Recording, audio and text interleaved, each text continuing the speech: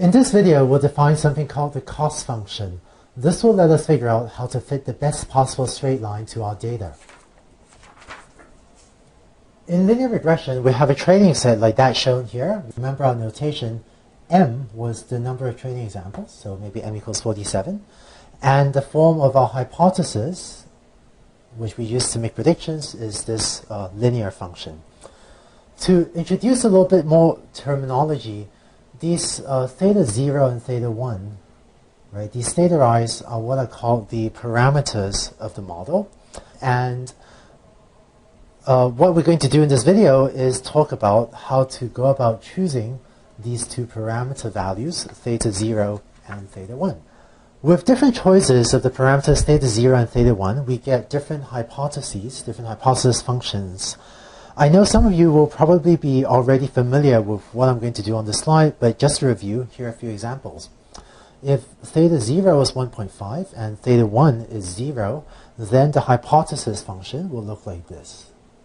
Right? Because your hypothesis function will be h of x equals 1.5 plus 0 times x, which is this constant value function that's just flat at 1.5. If theta 0 equals 0, theta 1 equals 0.5, then the hypothesis will look like this. And it should pass through this point 2, 1, since you now have h of x, or really h substrate theta of x, but sometimes I'll just omit theta for brevity. So h of x would be equal to just 0.5 times x, which looks like that. And finally, if theta 0 equals 1 and theta 1 equals 0.5, then we end up with a hypothesis that looks like this.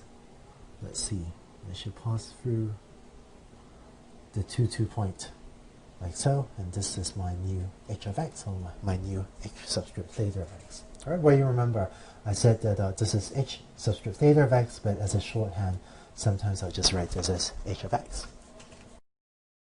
In linear regression, we have a training set, like maybe the one I've plotted here. What we want to do is come up with values for the parameters theta 0 and theta 1, so that the straight line we get out of this corresponds to a straight line that somehow fits the data well, like maybe that line out there. So how do we come up with values theta 0, theta 1 that corresponds to a good fit to the data? The idea is we're going to choose our parameters theta 0, theta 1 so that h of x, meaning the value we predict on input x, that this is at least close to the values y for the examples in our training set, for our training examples. So in our training set, we're given a number of examples where we know x, the size of the house, and we know the actual price it was sold for. So let's try to choose values for the parameters so that at least in the training set, given the x's in the training set, we make reasonably accurate predictions for the y values. Let's formalize this. So in linear regression, what we're going to do is I'm going to want to solve a minimization problem. So I'm going to write minimize over theta 0, theta 1.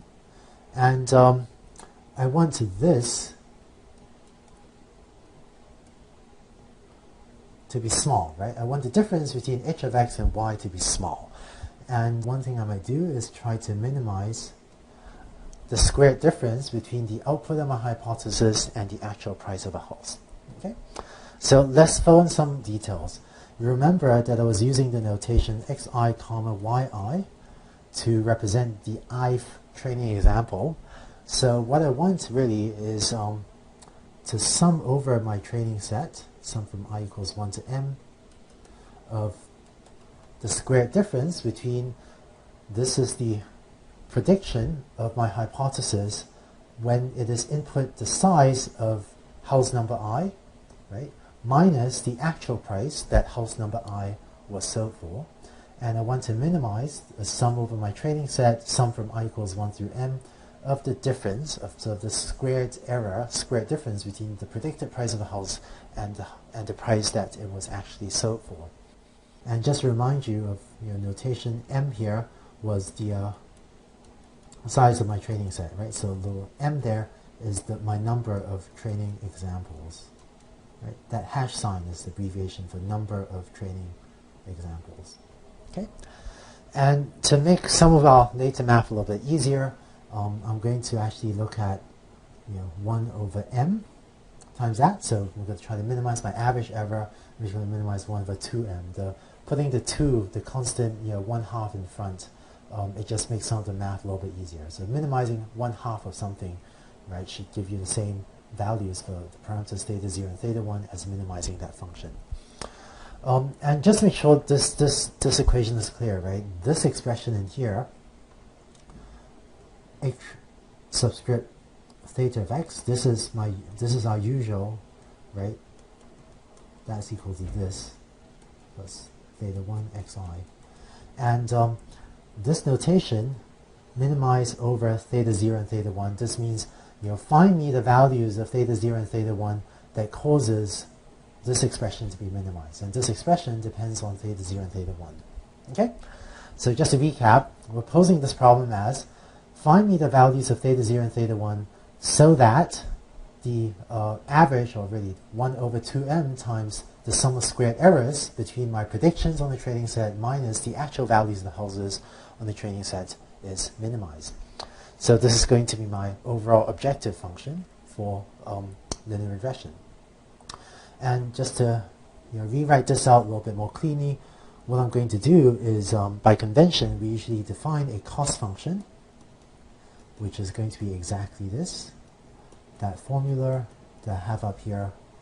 And what I want to do is minimize over theta 0 and theta 1 my function j of theta 0 comma theta 1.